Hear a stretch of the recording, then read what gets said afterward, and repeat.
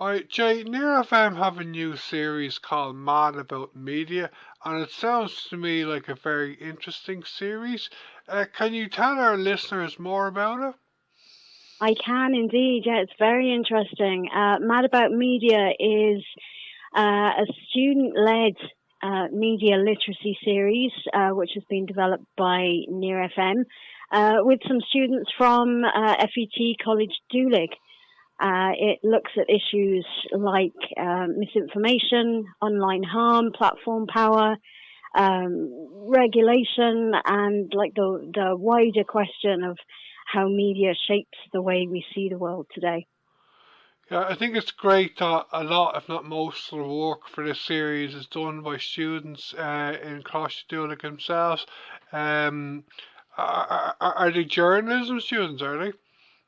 They're all media students of different disciplines, but yes, you're right. The biggest thing that the students gained was confidence, and you could see that as the series developed. Like at the start, some of them were tied to their notes and worried about getting things wrong, and worried about asking the wrong questions or the right questions even.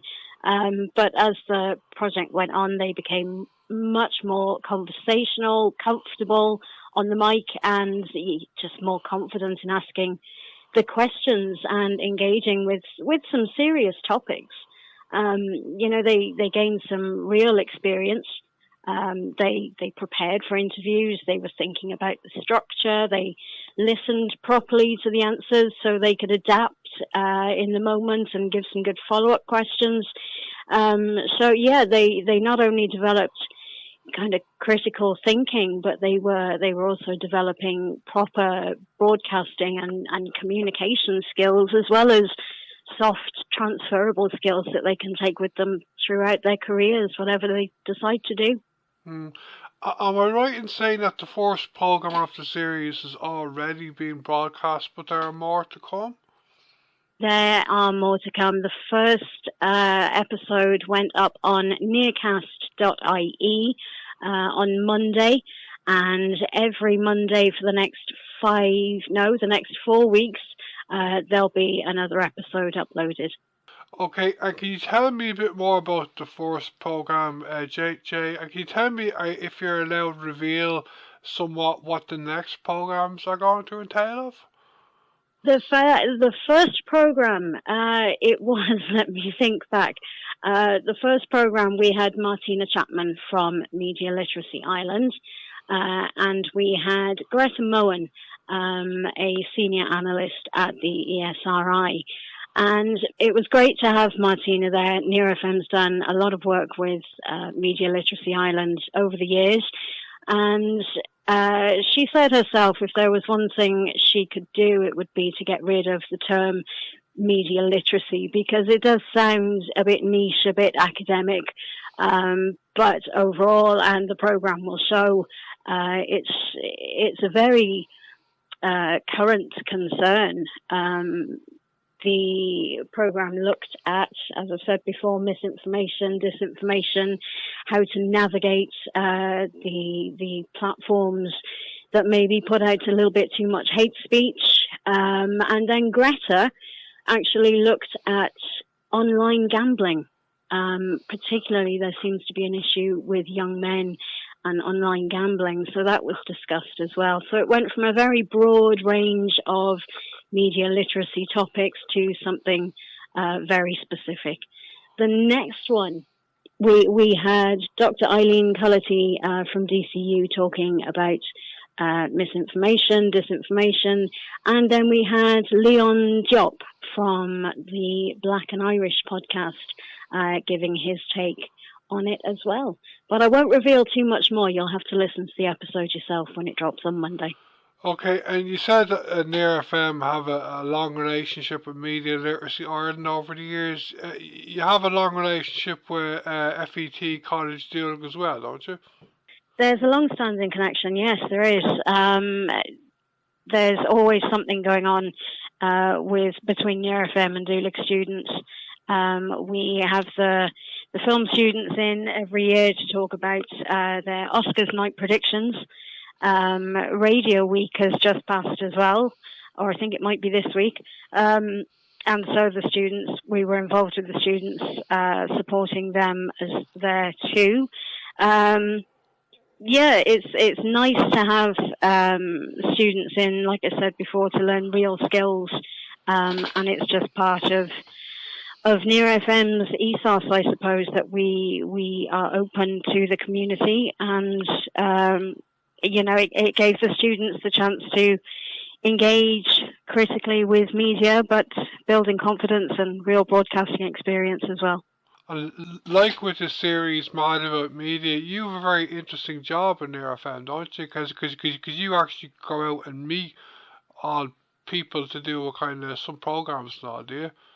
I do. I engage with groups in the community, and we try to get them into the studio, not only to interview and let everybody know that their community project exists and what they do, but also to try and get people in, especially younger people, to get them in and give them an experience in the studio, just maybe a little bit of inspiration for what they want to do with their lives.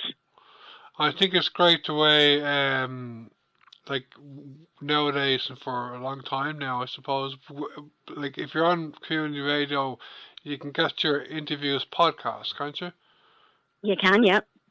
Well, you have a look on listenagain.org, and most of the interviews that are given on Lifeline or Northside Today are two magazine programs. Most of them will be on listenagain.org, so you can always catch up.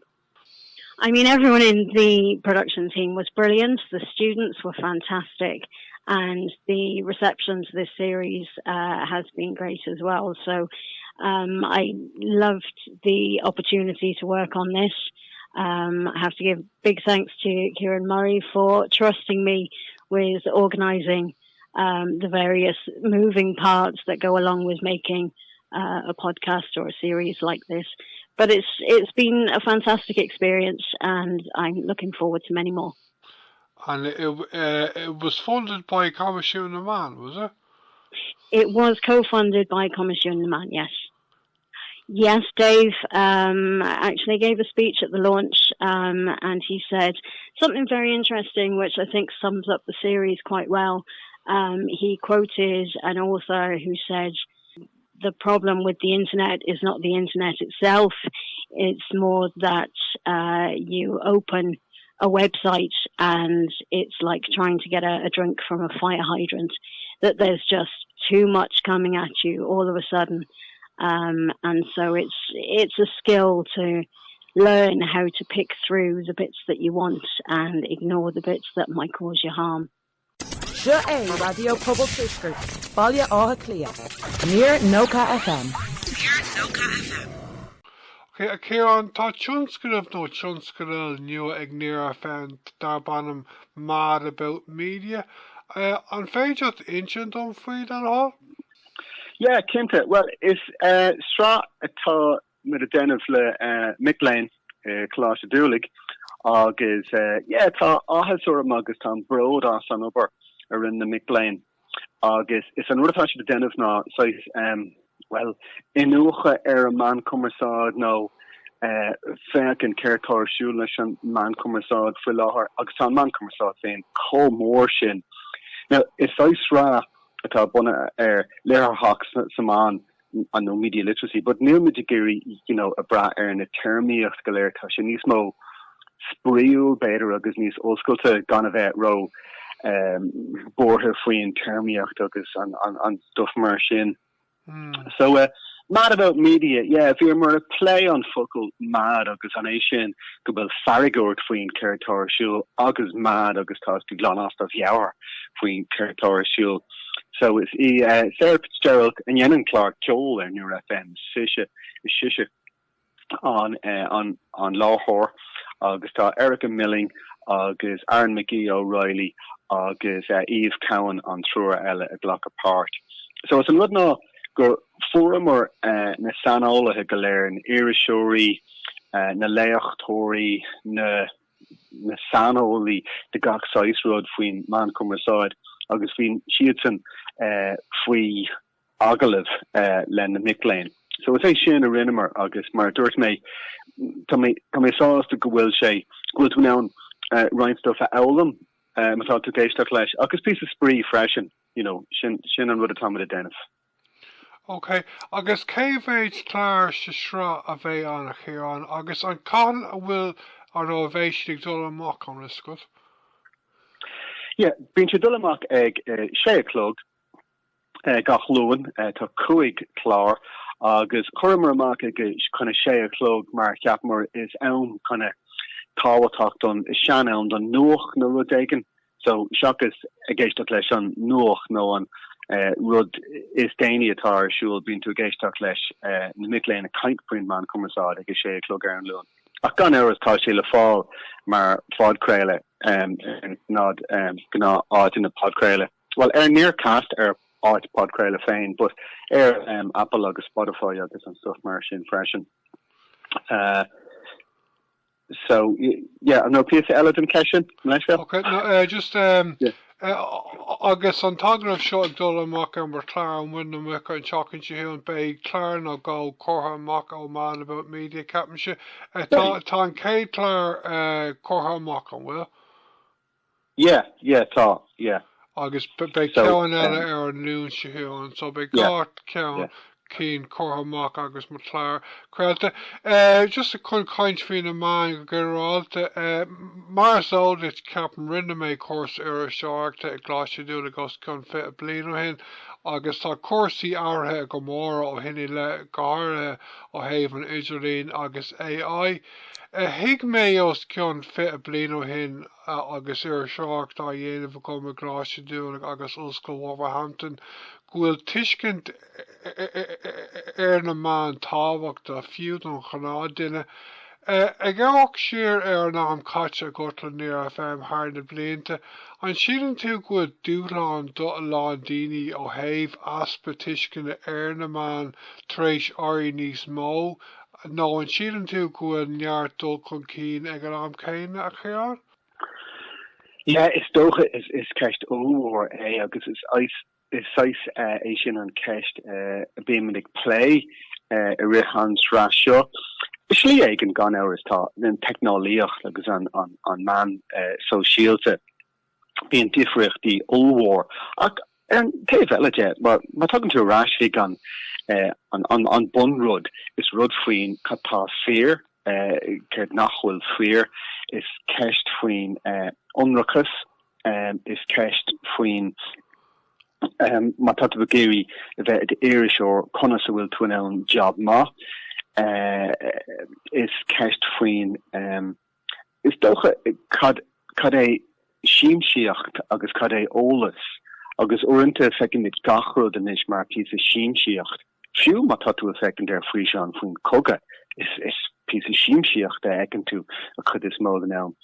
Ach mar am héin di gan ná bíon cuiis dearfach agus fiú na man cumarsáid an na man so síalte agus an dochar is lí aigen a bhí déinte. Now a rís nílach earlish iad a man cumarsáid agus AI chomá is better is ceist eile é sin. So is earlish é sin agus is é sin an rud conna tú midig úsáid an earlish sin agus cad ag na canéalacha agus fiú an canatá an dlí atá taobh sin agus bhí mar an máil ó héad an dlí agus canéalacha leis an man so síalte.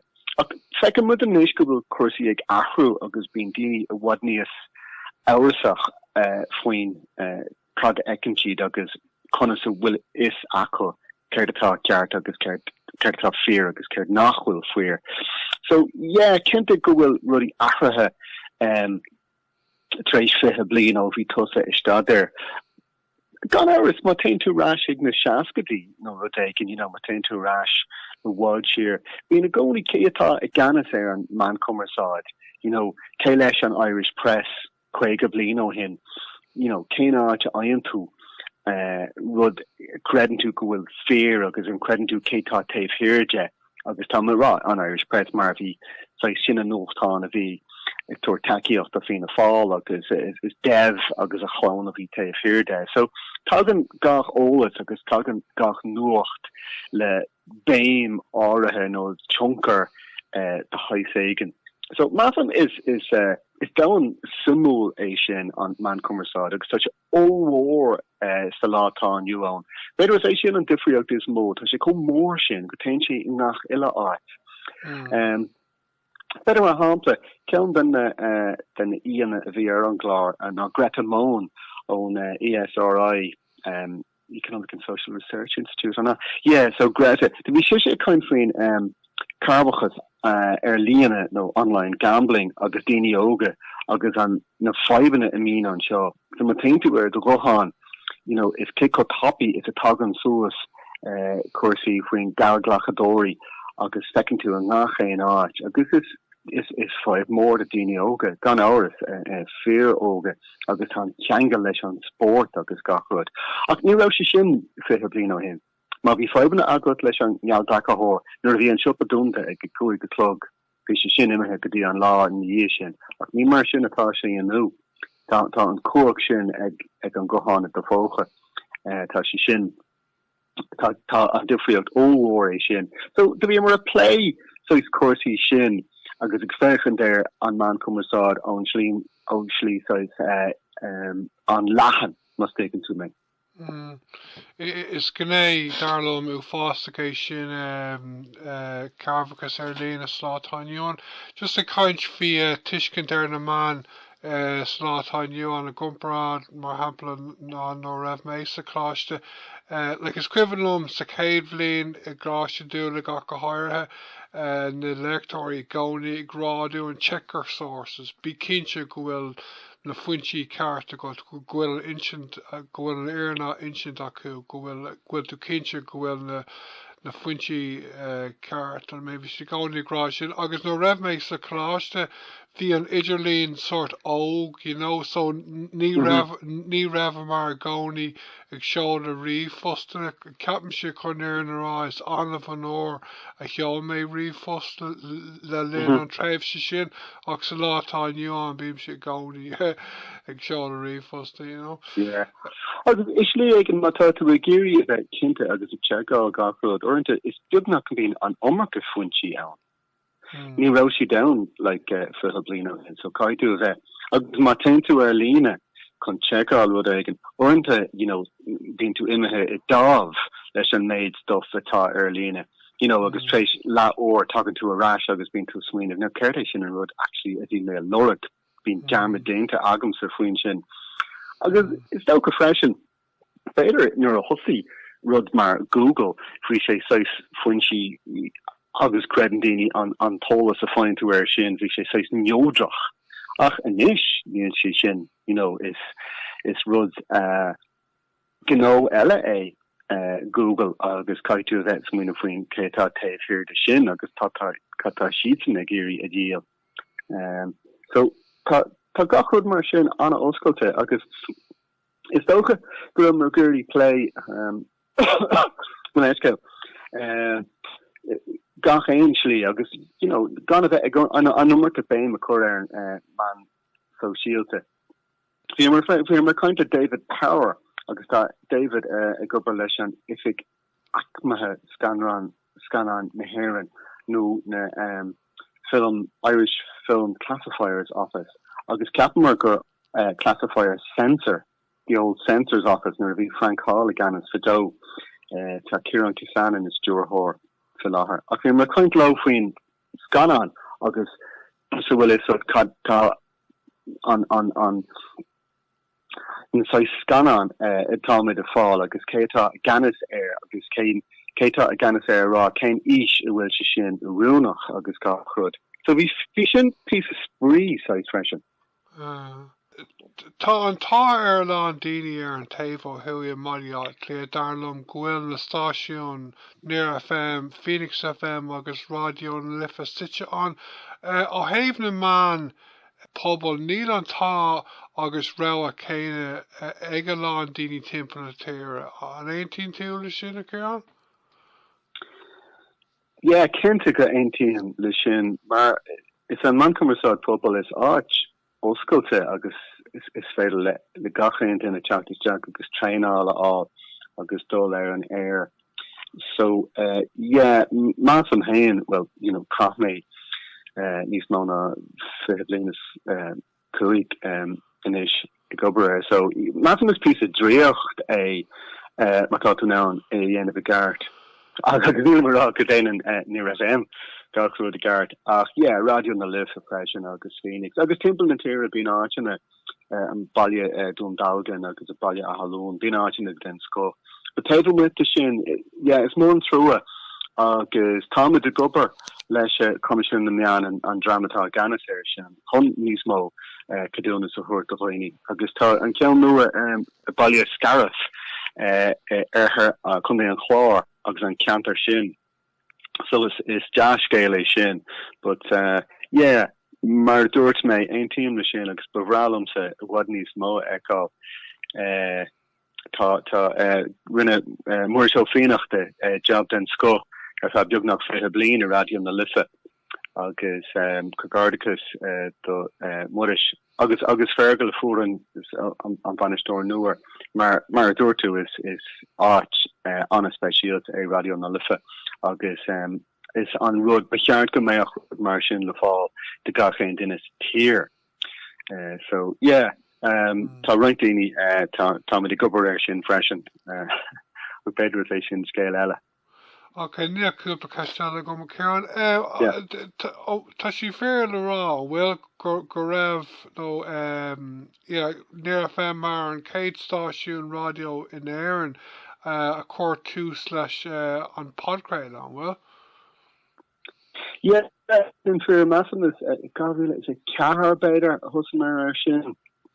Yeah, the Margoni fisrach agus beidir ó vína chohéh cuasí technoliaachta de agus is slí eigen becheart go méach radio pobl níos osculte do a bheith ag súgra mar sé sin an focail ceart le technoliacht mar you know is féidir lindul sa seans ní dúna mit sias mar dénne mit botún ach ben si sin a wad níos Jackra le na stáisiún trachtá a caihí siad an a bheith is swinine faoin an targid is dócha an town galéir agus you know is rud Jackra sin don stáisiún trachtála, but tá si seis níos salupa sa man cumarsad so is even lin a bheith exprí le technoliacht agus a bheith an ann ar dús.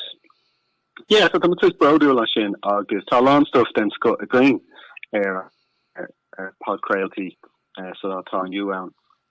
So fexús nearcast conferting and stuff a mí Dennis. Is ballon radio pobl go páirnta mar ar fáháin mar ceapan go sé don airseoir tá sé sort níos ná dórtha like is féidir mar dúirt tú slúpachta bheith an agus ní gá dún a bheith céad faoin géad like road daire like is féidir slúpacht áirithe a bheith gceist agus tú a chur ceisnar gíní ceapan sé go bhfuil differ eigen radio pobl le comprád leis na man trachtála leis sin peidir bhfuil mé ceart. Okay, Ciarán, Louis tú cúpla duine a mé mún aglah sa shrá mad about media. Just chun acóhort suma ag an nera a féidir iad Louis a ríis agus Louis céimh mar nó mún aglah ar lún se caite agus na seachtaí atá amachrán? The Martina Chapman is siise an stúrthá ar Media Literacy Ireland. Fi siise hosamer le Martina tá si rasten mar dúirt mé bhí mar kaint le Greta Moen faoin carbachas ar líana. So darna clár bhí mar kaint le Leon Diop is Asian and far atá taobh hirirde agus a ganas Black and Irish an srá podcréile sin agus as far den sco Leon agus no tuigeann sé cuasaí cníochas agus cé có donna is atá é sin ar líana agus bhí si ar aus mar í Leon the bemi de kaint le Roddy Flynn o DCU agus tá Roddy Ganis on Media Ownership Monitor agus Únarach agus Gaeilge an man agus Cowell an Coach taobh here den man agus tá very well to a kaint fuin, you know, is le Rupert Murdoch a 98 FM now. Is le Yvonne Bauer o Hamburg quiddis mode in the station radio in Erin agus, you know, Gaeilge on Irish Times no Gaeilge on Skibbereen Eagle no Gachrod agus gan hours Gaeilge Facebook agus Gaeilge X agus Gachrod so be sin on a spree le Roddy being with kind le David Powermer dúirt me on IF Irish Film Classification Office tá sin Stephen McDermott Irish Shaw on the Journal agus Ashen so it's Ganis Kata fear agus nachhol fear agus connoisseur is ag na hir shori go all crin no misrin agus gachin rut le shin Eileen quality to Eileen anwa her fad is shisha an sanoli o haze always mi chrin agus will dini denave dengano no an timpish to Asian my ekin to rodagen you know de Instagram gwil and for dunte Mariale and I'm sure no rodagen on showly to Asian he gonna ella ta I get just come go on tolas I could no will I mean to exferchen so we're is timpiste is tree himpish to me dig scapa and stuff marshin visionaries the Rosie Day o Limnock Rosie Densko agus vi tashisha iganis rodagen exferken on Dainlachas agus a man commersad agus the Citizens Assembly Shula Limnock fuin ag play on our shin so we shinner else or fad that too long around my country in Gotland and Islam Kayala. The land any similar agus my enemy Dermot and Tabroner is Dini then score Dini you know if he saw the a chud Sano as a flay le Dini Oga le Miclane Oga. So yeah, Tomit mar dúirt me, you know, tá áthas or in Tomit broadú las on tíos sin.